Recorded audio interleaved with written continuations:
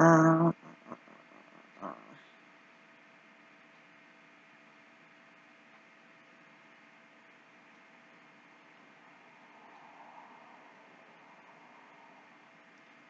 my friend just sent me a picture. I gotta save it to the phone. We are so old.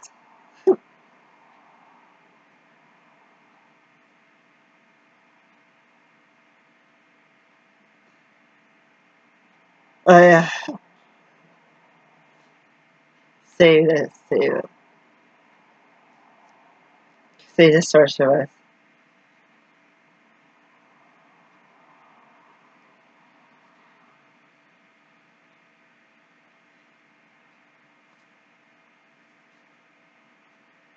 My little um Shiro, Sebastian, and Cosmo. They will be happy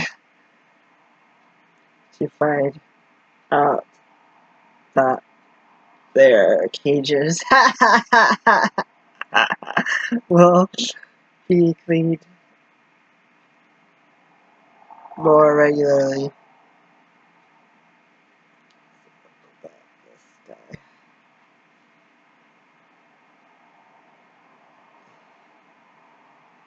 Well, fine.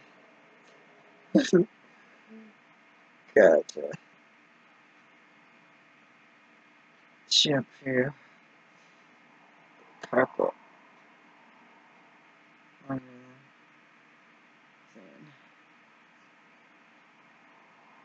Under them. I just got a song.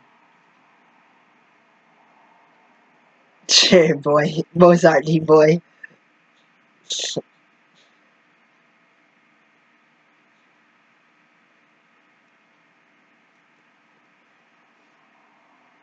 So, ugh. We were supposed to go to the dump with junk and mattresses. Gotta figure something out.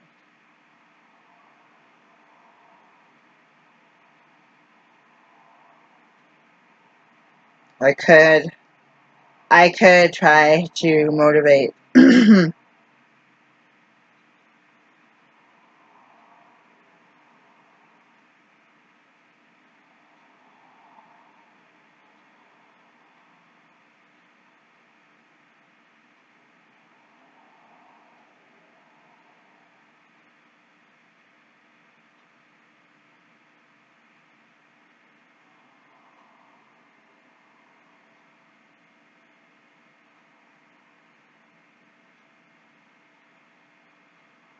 Soon but brief.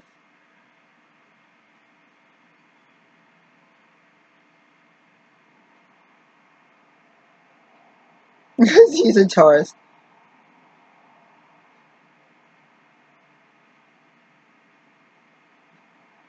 Kids get scared when people come into the house.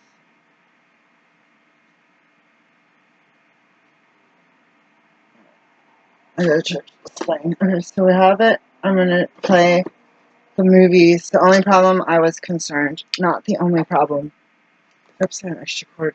One of the problems I was concerned about was having more access to TV and just sitting here vegging out. But I've been sitting like this, watching the computer or in that bed or at that desk. These three are really uncomfortable. So it would be cool if I could sit my papa's on. I'm still wanting to get the bigger TV, the other TV, but I have so many expenses right now. This and my jobs are shrinking down, so I need to like figure something out fast. This is getting to be urgent. But yeah, everyone's like, why don't you get a flat screen TV? Why don't you get this? Why don't you get new technology? Why don't you get a new phone? Blah blah blah blah.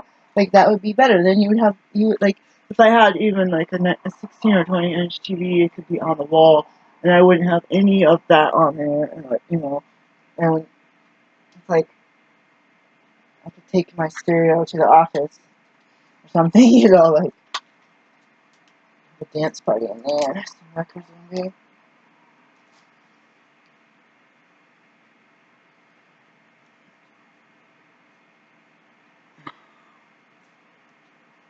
So that should be charging so to watch the cord, because the cord gets like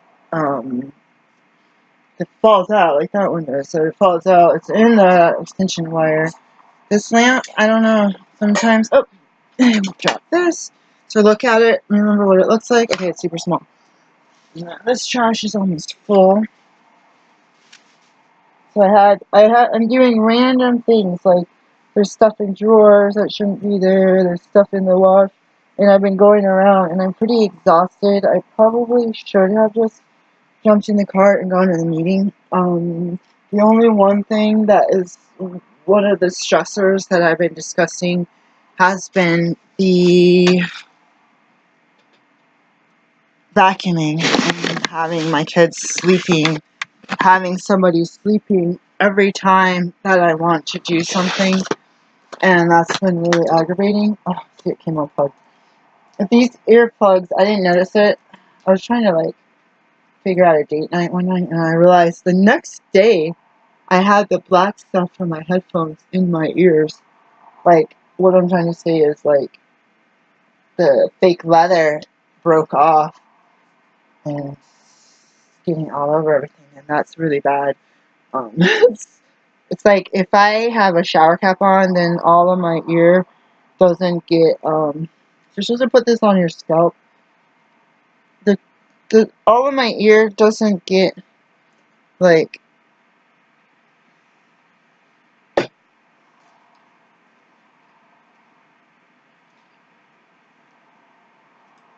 All of my ear doesn't get washed unless I wash my hair, because I have like a shower cap, and then I'm like not putting the water here. Like I'm washing my ear, kind of like splashing, and that's weird. And unless I do my hair, so I was gonna get up last night and put this in my hair, and then as soon as I woke up in the morning, I was gonna take a shower and wash my hair, and then I was going to wash all my clothes.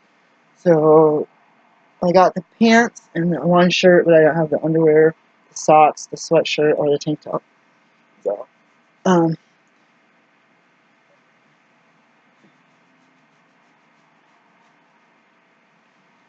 I'm just gonna put this like scarf on my head. The silky ones get really worn out when you do this, because they're like, this isn't really meant to. The silky ones get really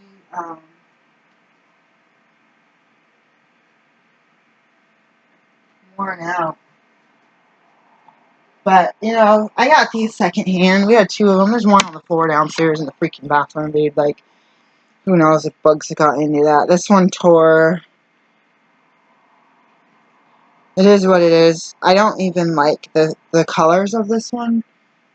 How did my mom... I can never figure out how my mom used to do her hair at night. She used to put rollers in, and then she used to do, like, a triangle. And then she used to be able to, like... Oh, I wasn't even showing you what I was doing. She used to be... I swear she did, like, a triangle backwards. Like, I don't know. She didn't look like this. I'll tell you that. How did she do her hair wrap at night? I don't remember. How did Mom do her hair wrap? Because she wouldn't have had all of this stuff dangling all over the place. I have no clue. She's not here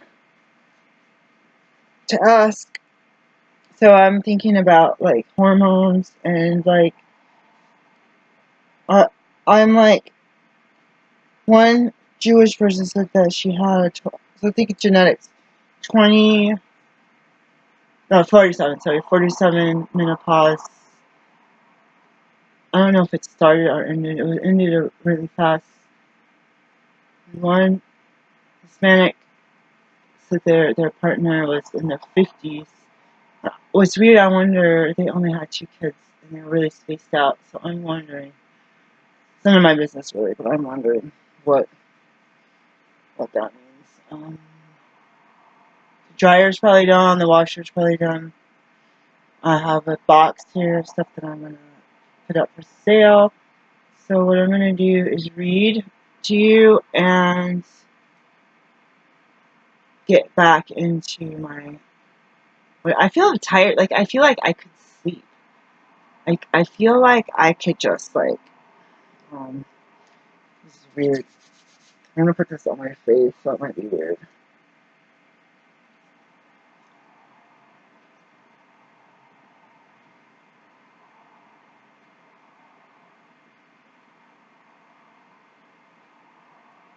I was on a roll purging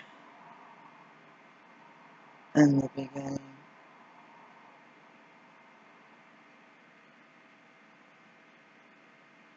No, the kids got anxious.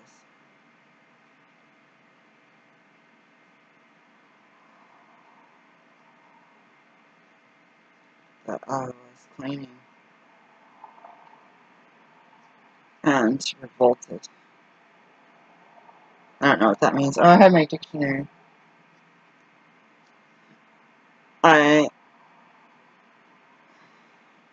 Them, and so my animals and my kids, them, and the animals consumed, like, take up the whole downstairs, which is only family room, kitchen, bathroom. I gave them the task, the simple task of cleaning their couches off for 15 minutes. DJ, blankets, pillows,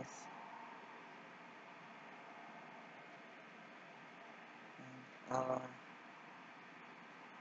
say Eola, stacks of clothes, crap.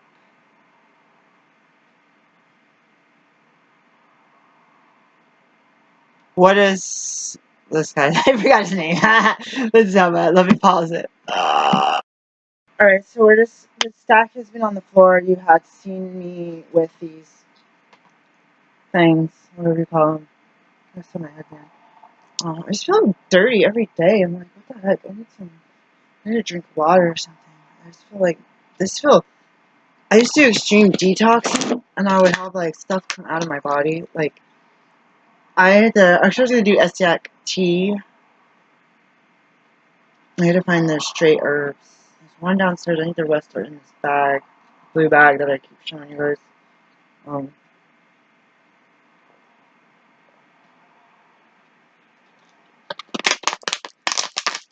I would have had time to go to the meeting. I would have had time to go to the Dollar Tree. I would have had time.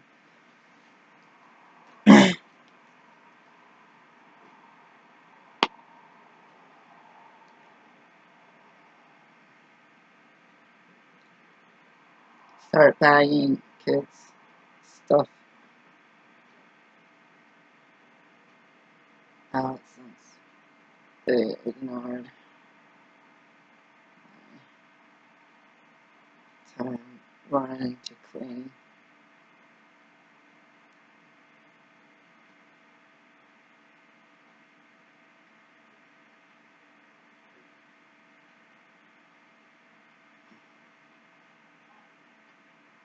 I'm not sure.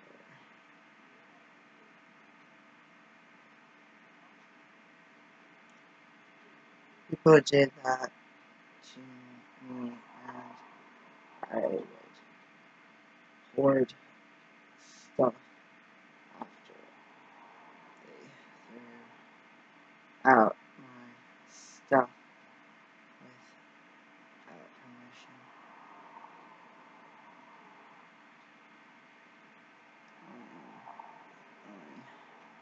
healing from that. So, alright, so this refuge recovery, I have needed to go. I need a sticky note to go back to the questions. Wait. Oh, here are the questions. I don't remember that those are in there. First truth inventory. So that means I have 2 spots. So the question number 2.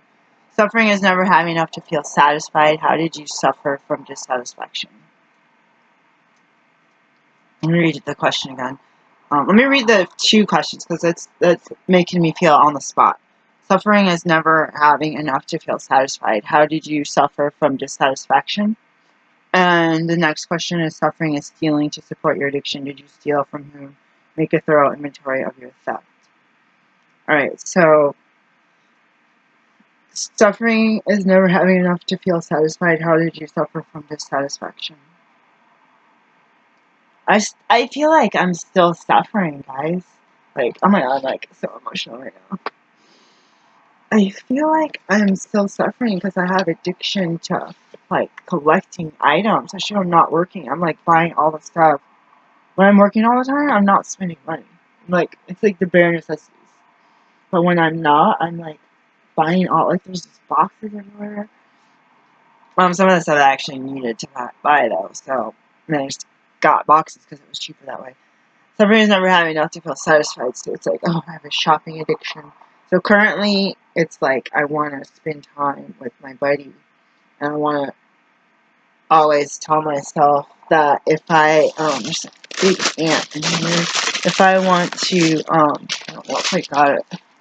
I gotta put this in the car. I'm gonna go to the laundromat. There's some quarters in here that I'm gonna use. Oh, I gotta take the detergent, so that means I gotta go. I gotta take the detergent.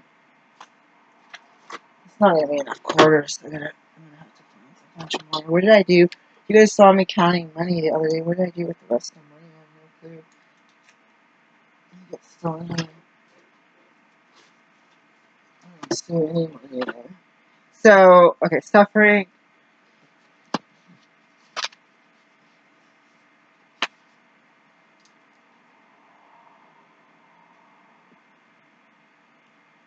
So back, we'll talk about before I got sober, not having enough to be satisfied. So let's just do it as chocolate, because I don't want to just talk about this triggering items right now. Like, I had a chocolate addiction too, but let's just say it as a food.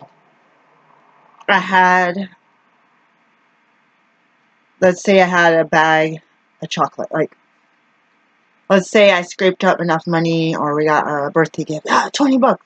I go buy $20 worth of chocolate. I could have used that to contribute to the rent. I could have saved it. I could have bought diapers. But I went and spent every penny. And say it was $21. Then I'm going under the couches. I'm going through pants pockets. I'm looking for another dollar in order to pay for this bag of chocolate.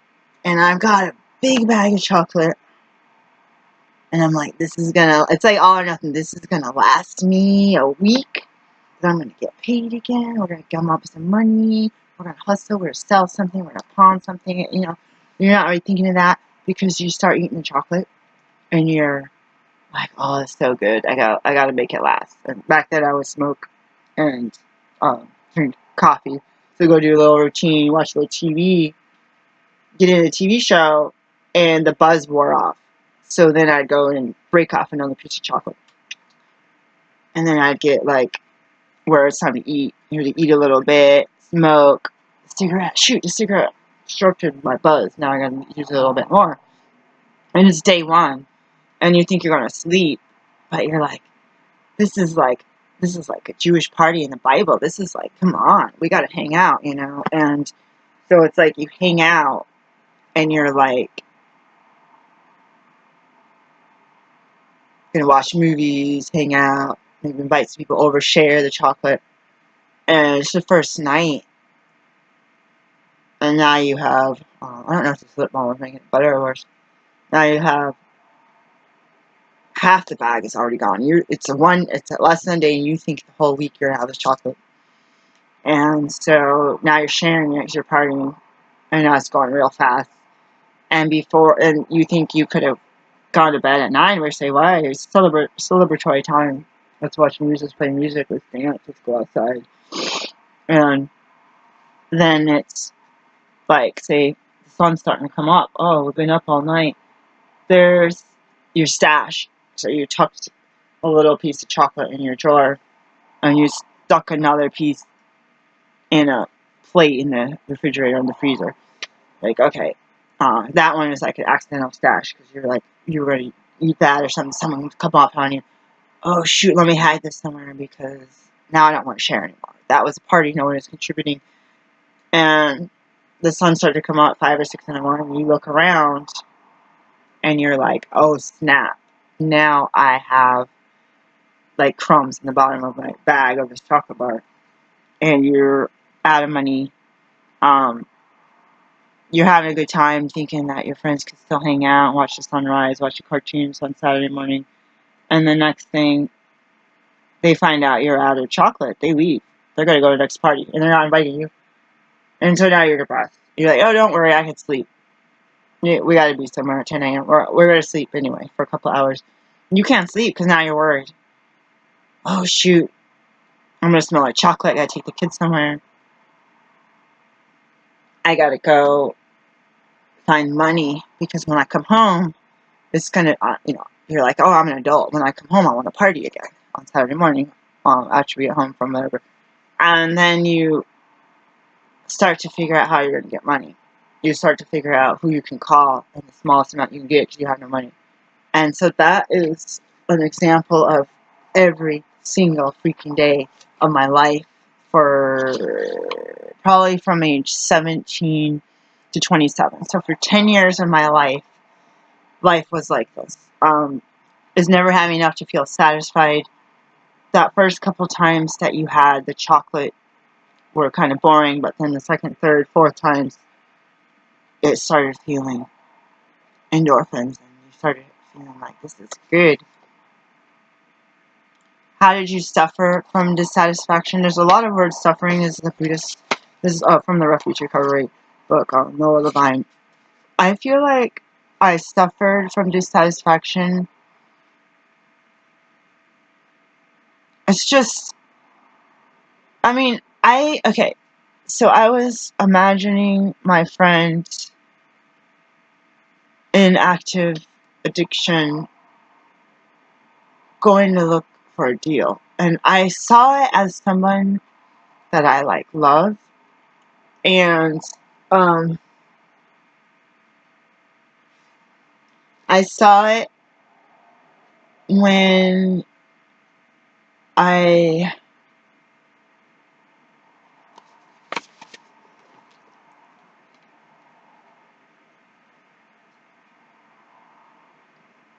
hold on, I figure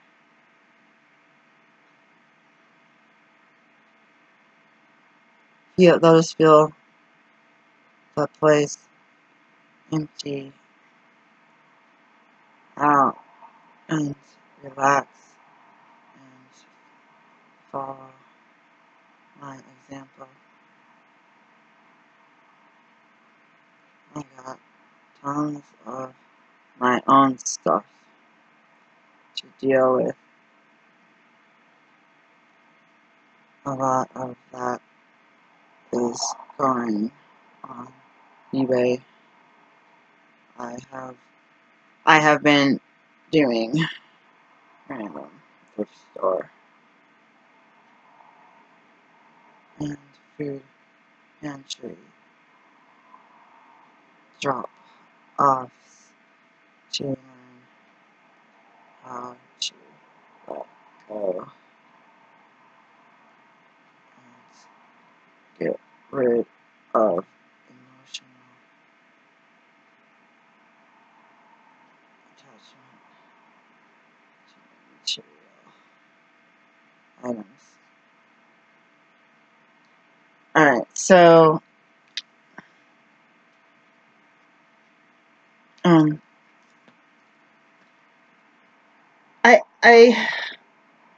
I don't know. I didn't really cry at all yesterday. Maybe I shouted out something while I got like this.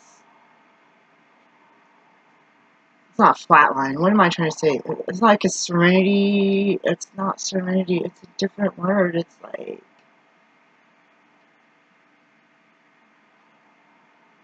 anyways, it reminds me of a flat line, but it's not like death, like in a hospital. It's like you have a moment of clarity.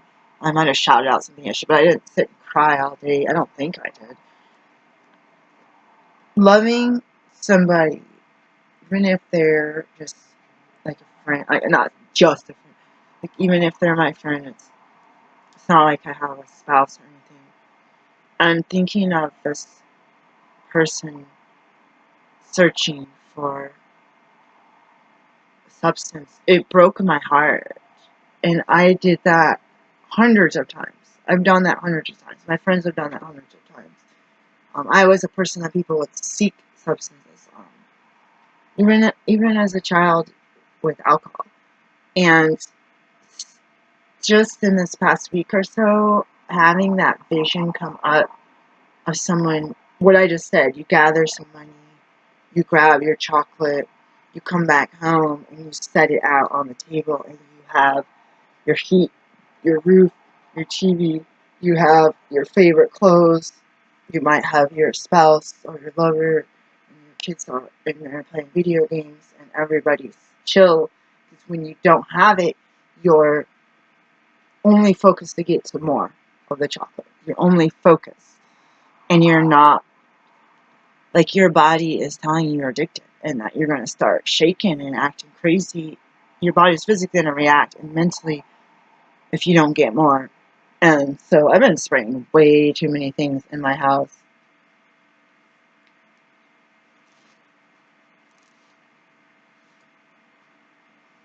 Yeah, same names. Um,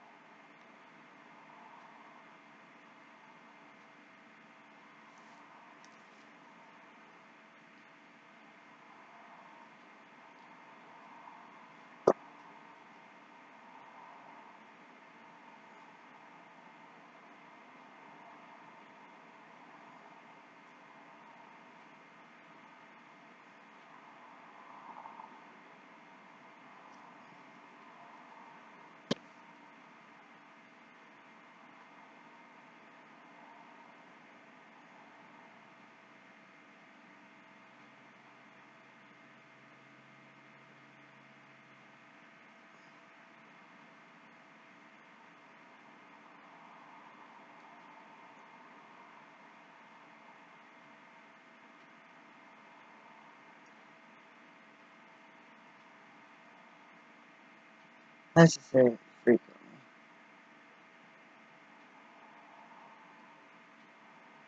Yes, frequently. Um,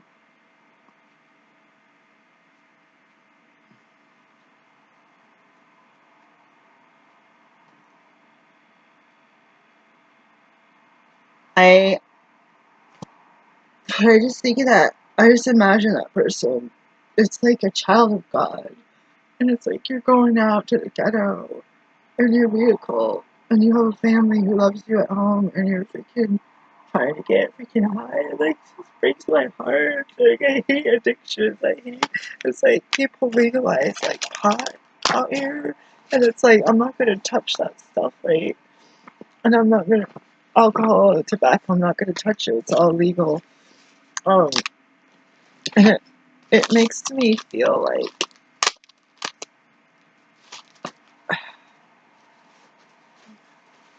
that suffering of, and some of that is law breaking.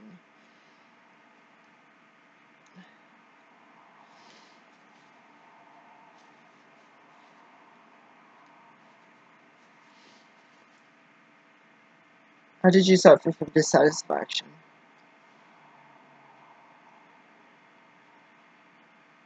Suffering. So it's, I need to get the more word of suffering, what they're looking for. Let me look for my dictionary. It's like,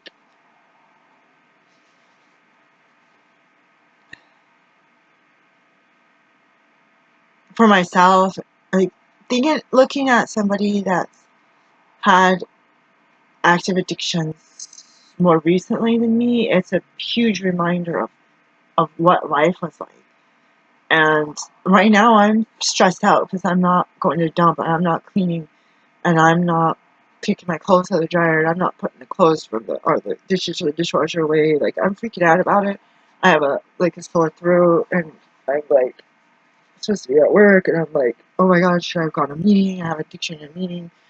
And the suffering would be financial, physical, and again, that definition. Every one of these questions talk about that. So let's go back a little. Let's go back to the very beginning of the book and see if I can find. So page 3, chapter 1, addiction creates suffering. You're probably already painfully aware of how addiction leads to suffering. Addiction to drugs, alcohol, sex, people, gambling, money, food, or whatever addiction creates an almost unbearable amount of suffering, confusion, and harm in the life of the addict, and the lives of the people who love the addict. First truth, addiction creates suffering.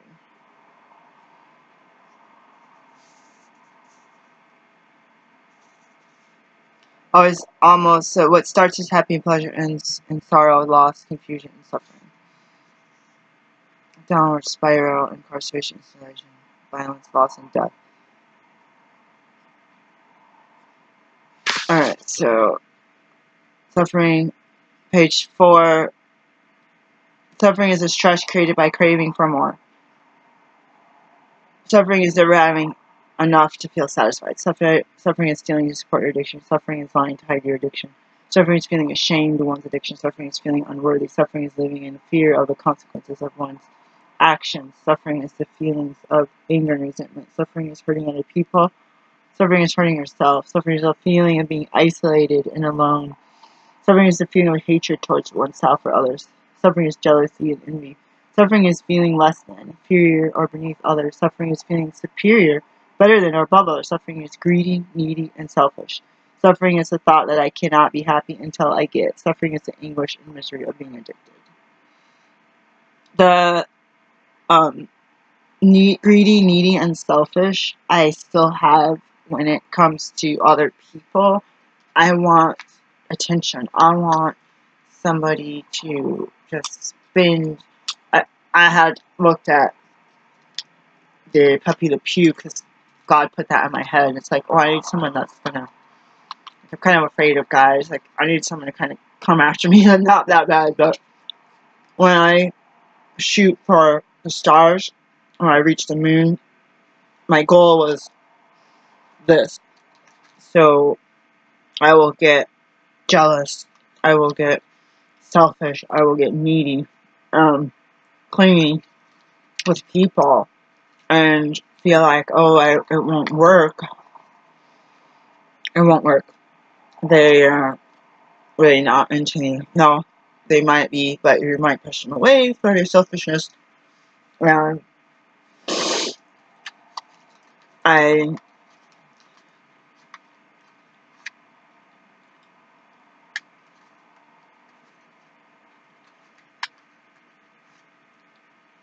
don't know.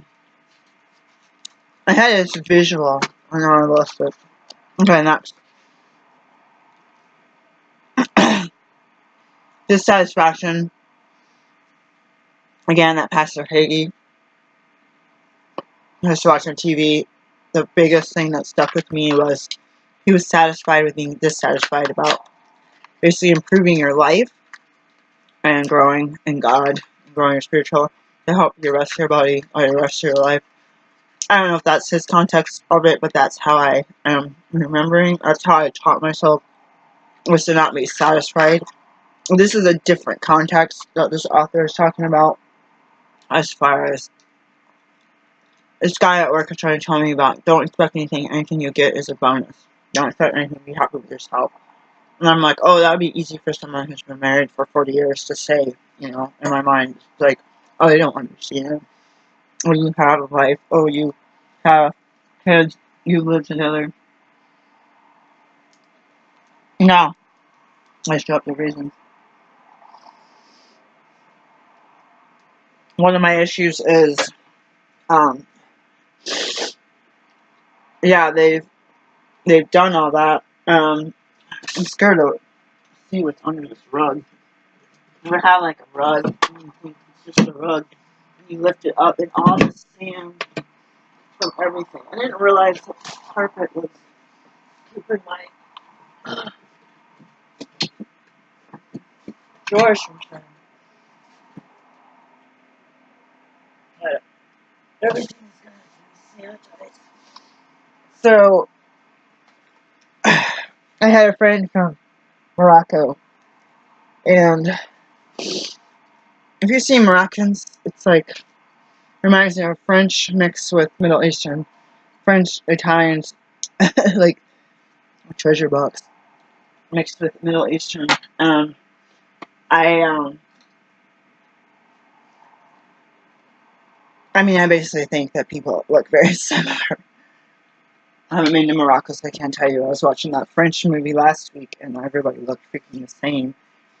They had dark hair, dark features, and light skin. The girl, I think it was black and white. She had lighter eyes. The girlfriend. So I have my friend come here with his wife. I don't think they had a child. I don't know. It doesn't matter. And said he had a really, really hard time with all the beautiful American women and all the women that flirted with him. So this guy was shocked, and he had a hard time. I don't know. I don't know if he had a hard time keeping it in his pants, but he had a hard time because he already had a wife, and now there's not, like, I think people all over the world are beautiful, but there's like a bunch of variety, different people, blondes, brunettes, redheads, blacks, whites, Hispanics. There's this huge, different religions, and if they're a Muslim country, we don't wear a lot of clothing. And I took a class, the Zimbabwe people said, you Americans did a play, you're always kissing too much, kissing. And like, why are you always kissing in public? And that was like the end of the term. We had roles to play, and I still remember that. So it's like satisfaction, dissatisfaction, expectation, an active addiction. It was just need to get more, and you're never going to get the buzz that you got when you got the highest buzz. And you're going to be searching for that, and it's not like they said, it's not going to be fun anymore, enjoyable, it's going to be miserable. And death, you're leaning towards death. I just had this epiphany. I'm thinking, oh my God, I got to restart a program. I'm addicted to my new friends. This is all since 2016. I'm addicted to all the people I met since 2016 that I'm still in contact with. And some more than others. And I said, God, it's like an addiction relapse or something. It's like, wait, what is God saying? The same thing you say every freaking day. To learn the 12 steps and use all of what I learned in that program in all my affairs. Whether it be business, diet, exercise. Because I could go exercise and eat to the extreme. I could go be bulimic and be exercising all day and getting into modeling to support not working because I'm exercising all day. That would be addiction. I would keep my sober time of 14 years, going on 15. But, so I was thinking, oh my God, I'm addicted to these people. I'm dissatisfied because they're not doing what I want. It's like, even if you grew pot, even if the pot was legal, would you be satisfied with what you have? Sometimes, like, the time goes by where you are. You have some growing, your friend brings some over, you have some money to go buy some, you can keep a job in the city. So that's another thing to look at. So for me, that question is really hard for me to answer.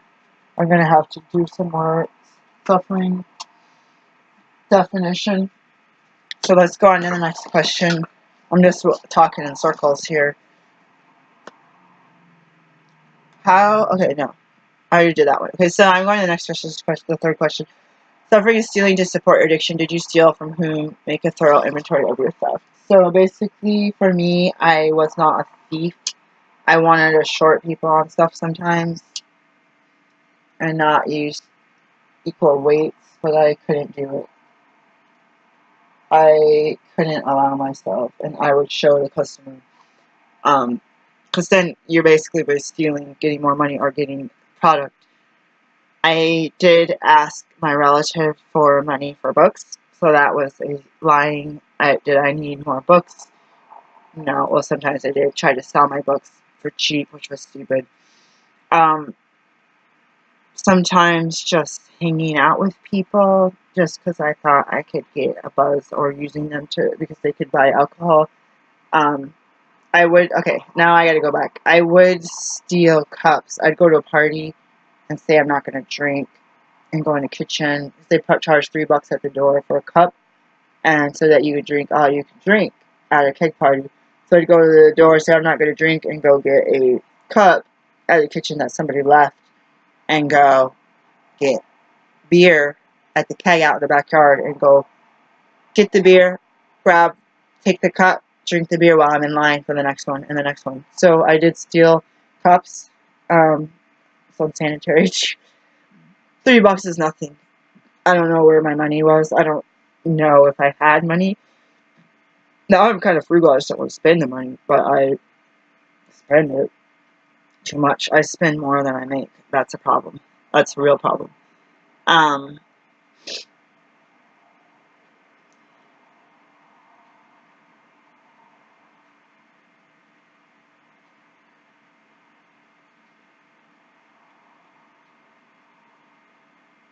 So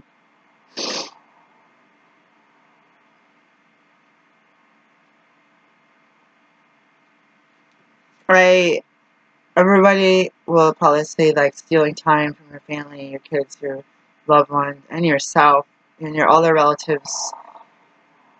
We talked a lot about death last week at my noon group I've been going to, and somebody mentioned drinking when their dad was sick. I don't know if he was on his death. I'm pretty sure he was on his death, but I don't know if he's in the hospital.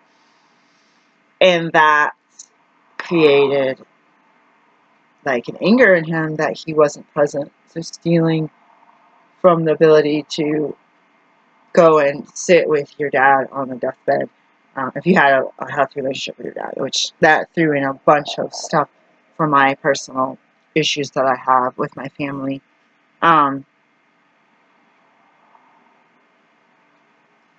One person who brought up sickness and stuff, they actually, I think, had the worst thing that they wanted to happen.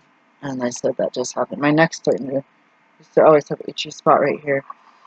And the second part of this, did you steal from who? Make it through inventory. I remember going into a shop with they had like jewelry and stuff, looking at all the stuff, and the lady next to me actually stole. She goes, "Well, that lady was watching like a hawk." It's like, "Well, she was watching you. I went and stole." That freaks me out. Like, I'm never going shopping with you.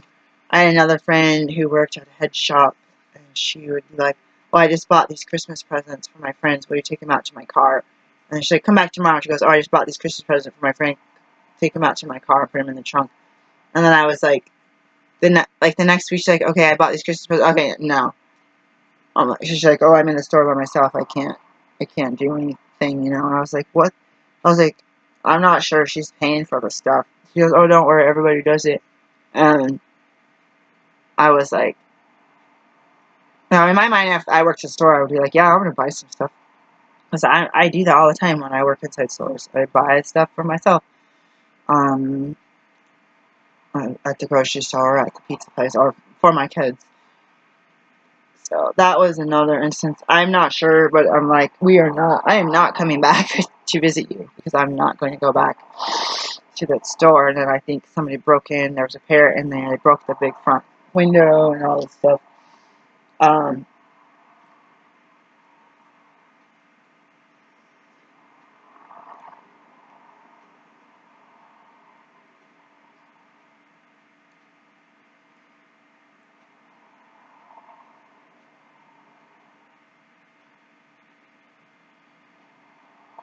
cleaning, laundry, dishes.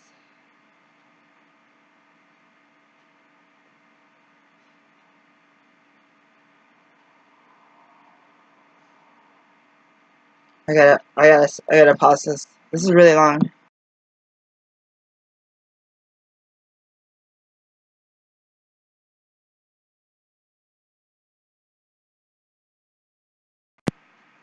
Suffering is lying to hide your addiction. When did you start lying about your addiction? Was it blatant? Did you minimize your addiction to many details? Whom have you lied to?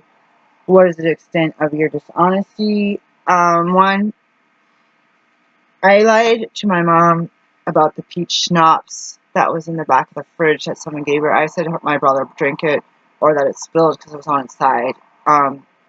Nobody said anything about the vodka and the rum that I was drinking. I was drinking little bits of it. There wasn't a lot of.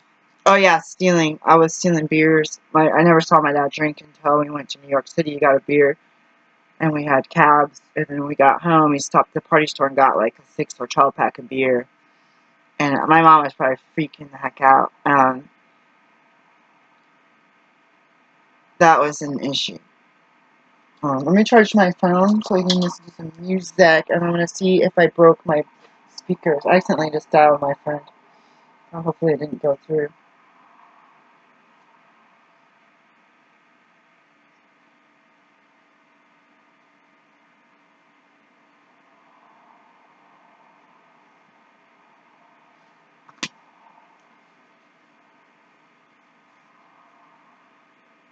Stealing.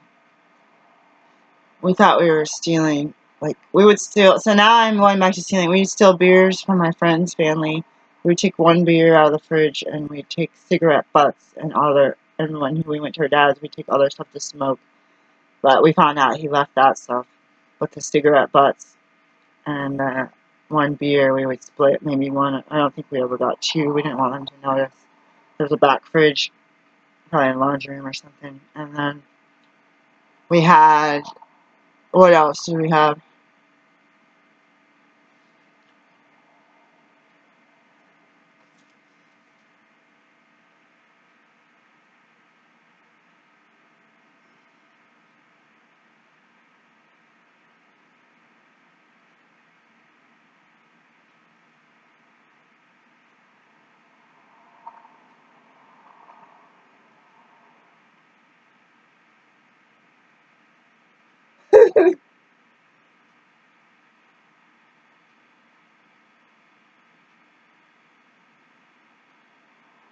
I gotta say this.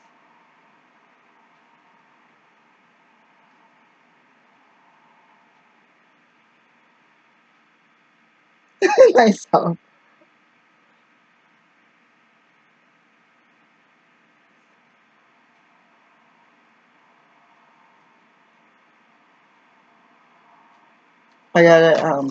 I feel out of my mind right now. I need to call this lady.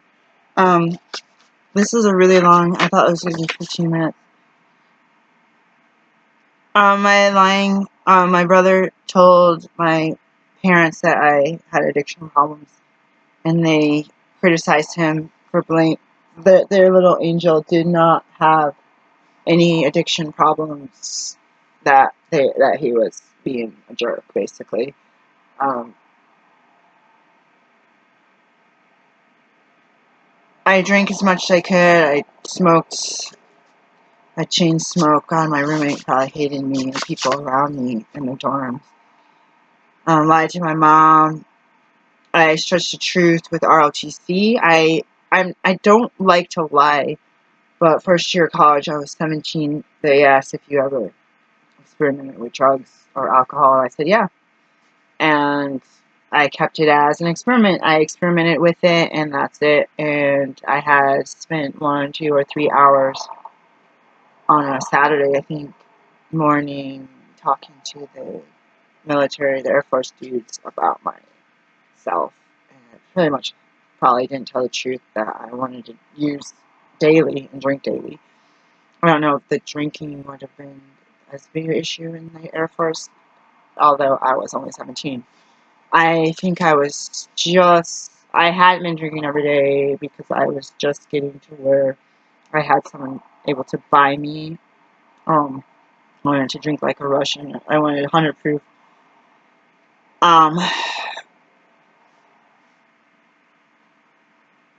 So I stretched the truth. I have no idea what I said, but I really wanted to be an ROTC. I wanted to be an Air Force officer. I wanted to be a doctor and an astronaut. So I really wanted it. And as I thought more about my dad and my grandpa going to war, I thought, I don't think I could drop bombs on anyone. I don't think I could shoot someone in the face. I don't think I could run over a kid who's a decoy to have somebody sniper me while we're in the Middle East or whatever. Like, I couldn't do that. So, anyway, that's a different story. I probably lied to friends. Some of the stuff was like,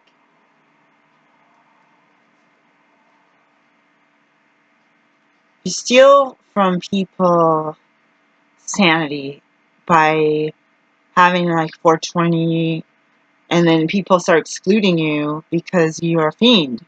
It's not fun anymore to be around me. It's a fiend. Because suffering is feeling ashamed of one's actions. List all the ways you have felt ashamed or guilty about your actions.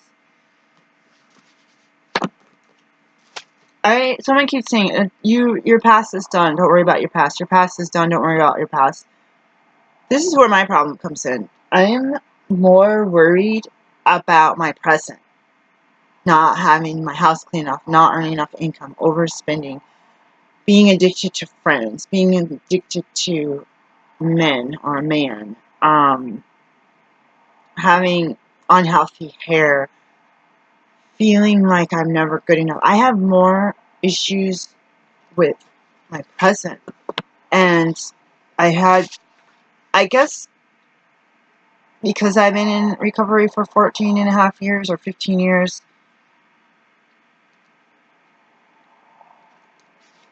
I feel like I've done the steps, and I've done step study meetings, even if I didn't formally always go through steps continuously. I feel like I'm really like dealt with a lot of stuff, and a lot of stuff I just don't remember. The step 4 inventory through AA and NA took care of a lot of that.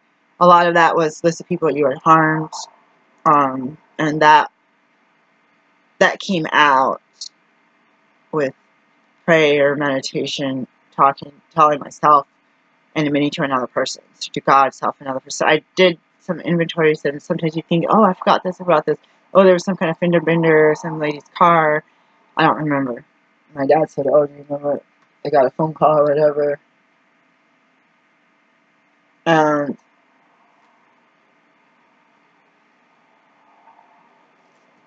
keep exiting. Hold on. Make sure you're exiting call. And I feel like I feel guilty not feeling guilty about what I did. I know when I got sober, I didn't know I could get sober. I was in such a funk about not knowing how to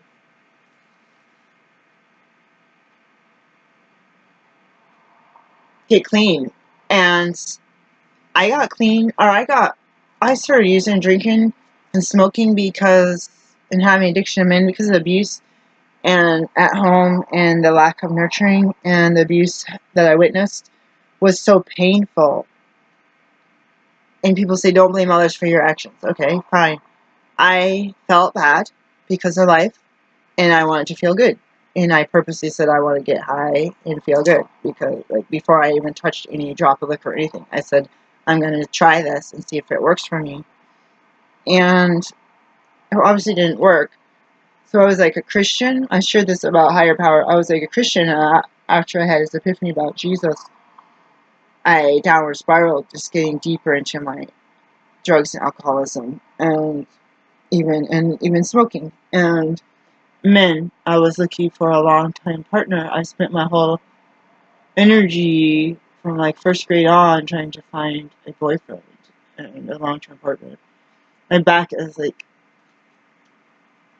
nerve paining right now. It's like really intense. All of a sudden just started radiating pain.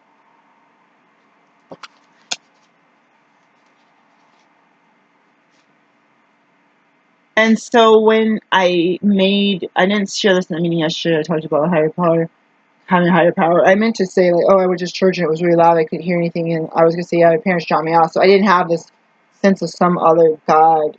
I had created a relationship with a higher power on my own. So, like, kind of, that might have actually been a good thing. I made a couple of promises to God to get free of this certain substance, and I broke the promise a couple of times, or I went to a different substance, and weird stuff happened. I said, don't make a promise to God. And so I would feel some guilt in my breaking the promises and feeling like God didn't want me on this stuff, which is really a strong feeling right now. It's turned into another pink cloud. Promising to God, who's a protector and a Father in heaven, that I'm going to be free of this substance, and then ending up like where I'm free of the substance now. And there's no guarantee I'll be free tonight when I go to bed or tomorrow morning or an hour from now. So that's kind of freaking me out, thinking about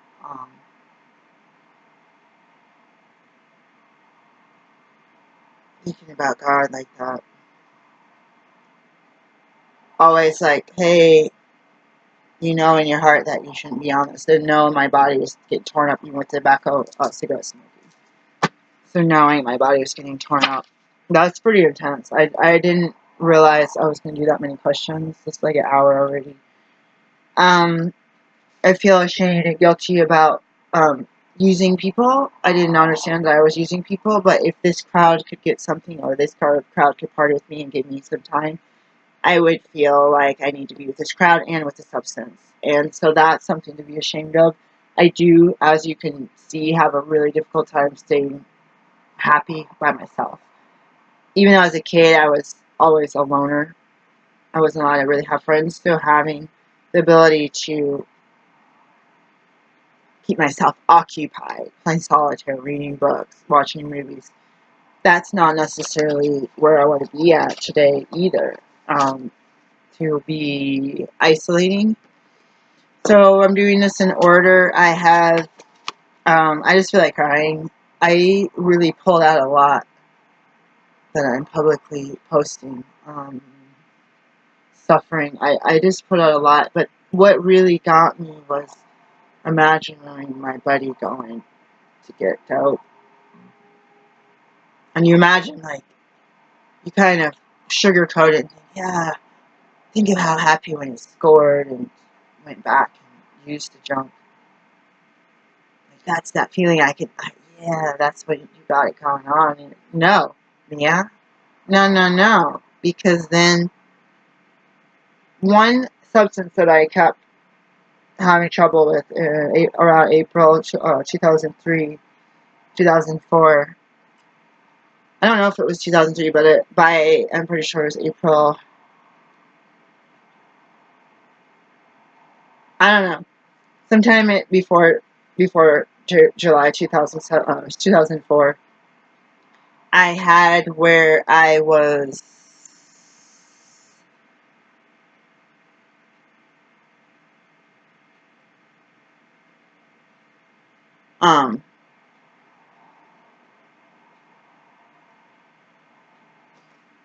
I had where I was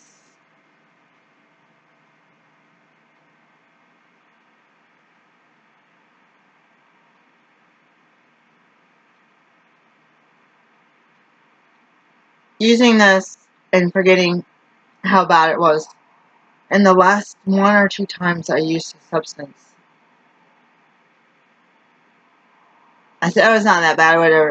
A couple of things, my husband would get mad that I was emotional. Like, I'm still emotional. And that was just me. It wasn't the substance. And I ended up, like, the last two times, I said, oh my God, this is really bad. This is really, really, really bad. And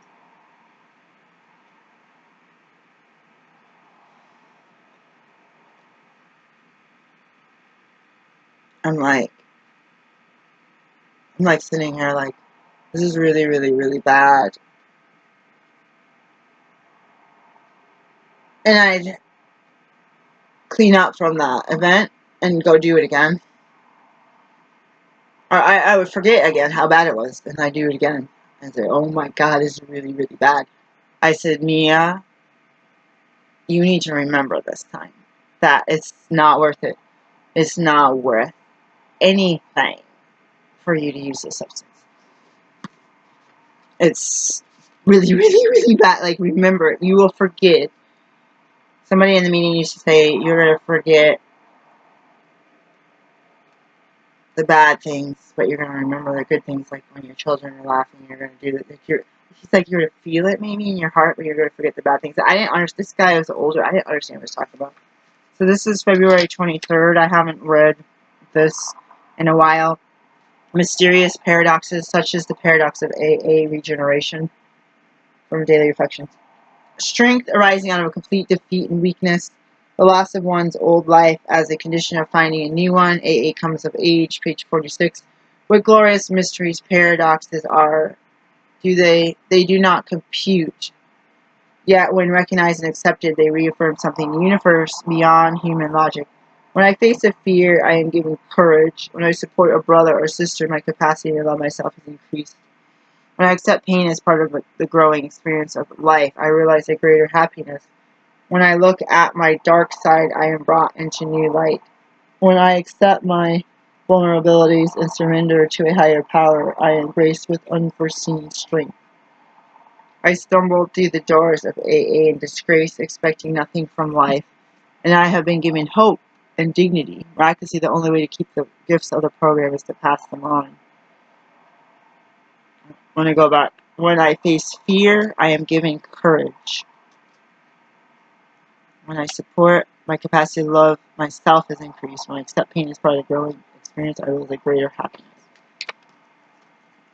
Accepting pain, that is a big deal for me because I've been in chronic pain since that car accident.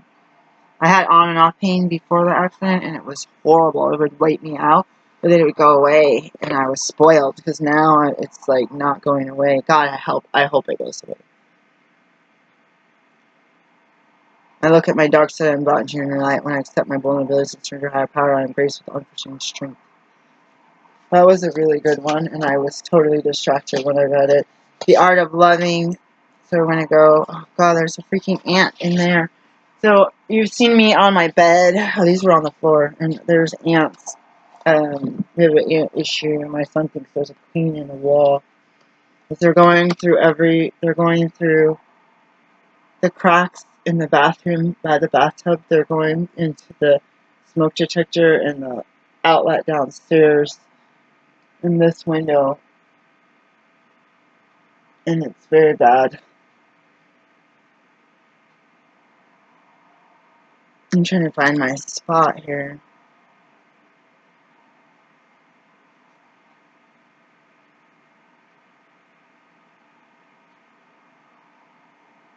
This is about being cut off and separate, so this goes along with the loneliness video I watched last week.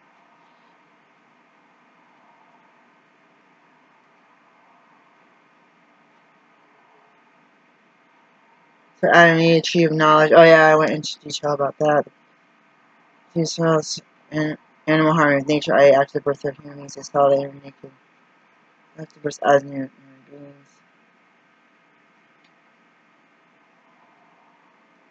Alright, so page 9 of The Art of Loving by Erich Fromm. The deepest need of man, then, is the need to overcome his separateness, leave the prison of his aloneness. The absolute failure to achieve this aim means insanity because the panic of complete isolation can be overcome only by such a radical withdrawal from the world outside that the feeling of separation disappears, because the world outside from which one is separated has disappeared.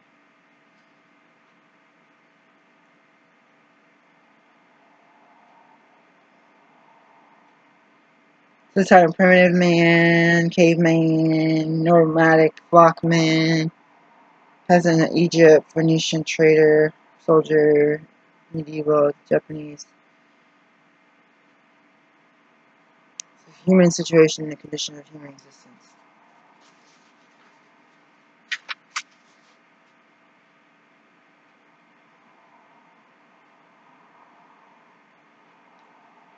Oh my God, that word I just learned in this past 6 weeks. Animal worship by sacrifice or military conquest, page 10. By indulgence of luxury, by ascetic renunciation. I meant to bring my other, I told him about dictionary downstairs. I meant to bring it. I don't know what the word before renunciation is. Huh. Webster was here. Let me spell it. Ascetic. By obsessional work, by artistic creation, by the love of God, by the love of man.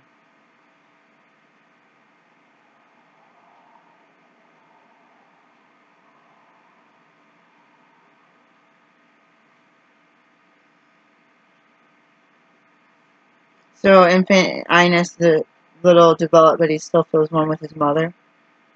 Feeling no separation as long as mother is present. Her breast, her skin.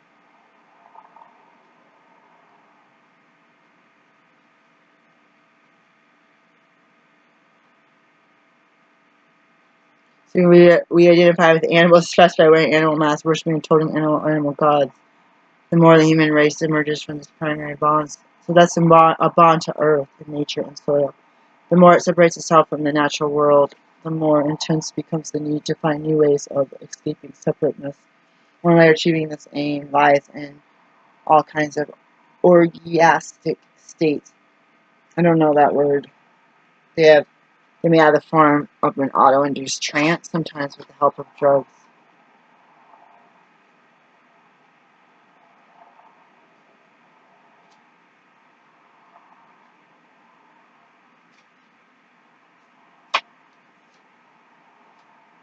Closely related, often blended with this orgiastic solution of sexual experience. Sexual orgasm can produce a state similar to the one produced by a trance or to the effects of certain drugs.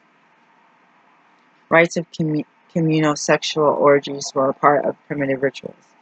It seems that after the orgiastic experience, man can go on for time without suffering too much from his separateness. Slowly, the tension of anxiety mounts, and then he is reduced again by the repeated performance of the ritual. So I'm going to stop there for now and go to just for today. That's interesting. I was trying to skim it and talk about it. This chapter is super long. So for the NAs, just for today, the 23rd, I think it's the 23rd. Oh my God, it's my brother's birthday. Messages and messengers. This is on page 55. Anonymity is the spiritual foundation of all our traditions, ever reminding us to place principles before personalities. Tradition 12. The 12th tradition reminds us of the importance of putting principles before personalities. In recovery meetings, this might be paraphrased: "Don't shoot the messenger." We often get the message confused with the messenger and negate what someone shares in a meeting because we have personality conflicts with the person speaking. If we are having problems with what certain people have to share at meetings, we might ask to seek the guidance of our sponsor. Our sponsor can help us concentrate on what's being said rather than who's saying it. Our sponsor can also help us address the resentments that may be keeping us from acknowledging the value of some particular person's recovery experience. It is surprising how much more we can get out of a meeting when we allow us to do our 12 traditions, suggest focusing on recovery principles rather than personalities. Just today, I will practice the principle of anonymity. In today's NA meeting, I will focus on the message of recovery, not the personality of the messenger. It's a little bookmark here. It's like a piece of tape. Let me put that in there. It is on September 5th, in case I thought that was an important date. Stick that there. So, I'll practice the principle of anonymity.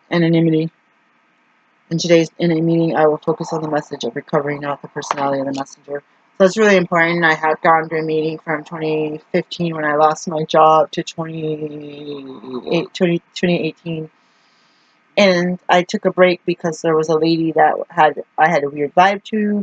and she tries to drive especially other women out of the meeting and tries to flirt with the men. And it's this person doesn't seem to work the steps or read the literature or speak the program or work with a sponsor, which are all the basic principles, the foundation of the program.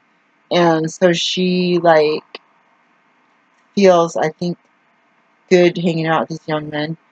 And then when there's other women that buddy up, I'm a tomboy, buddy up with these men. I'm not trying to buddy up with them. I'm just looking for recovery. And I might be the only woman in there. So we're going to buddy up with nobody, right? And so she would tend to just be like um,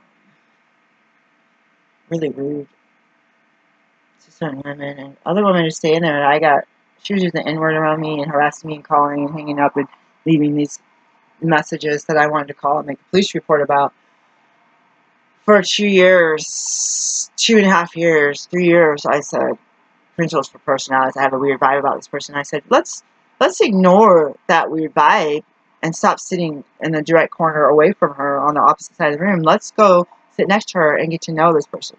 So I said, principles for personalities. Let me get to know this person. Let me become friends with this person. We are in here in a life-threatening disease. If we go back out, we have a high likelihood of killing ourselves from our disease. And it got to the point where I let it go, slapped my cheek again, slapped my cheek again, and I finally had to say, I was at work one day and I was panicking and I wanted to go to the judge and get a restraining order, a stalking order, and that's how bad it was. And I had tried to get some help with another person, and it was a telephone game, and the message got all confused.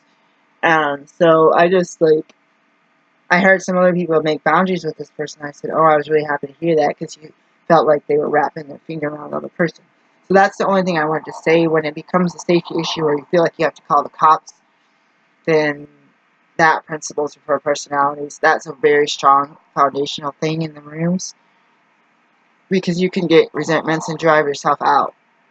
So about 2-3 weeks ago, I went back to that meeting on a Monday morning or noon, and somebody saw me at work the day I was crying my eyes out, and they said, oh, I'm still there on Monday, why don't you come so you could chair? I got there like 2 minutes before the meeting started. Like, I was like barely there, and I was like, zoop, sat down to do my crochet, and then I ended up doing that. And so I was like, wow. So I'm out to call this lady who's my sponsor. She tried to tell me to break it off with this person, and I feel like God is telling me to stay with this man friend. That's what I feel like God is telling me.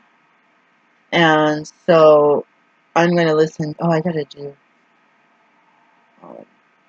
the Mudscape, because it's already almost March. I haven't started any hours for my thing.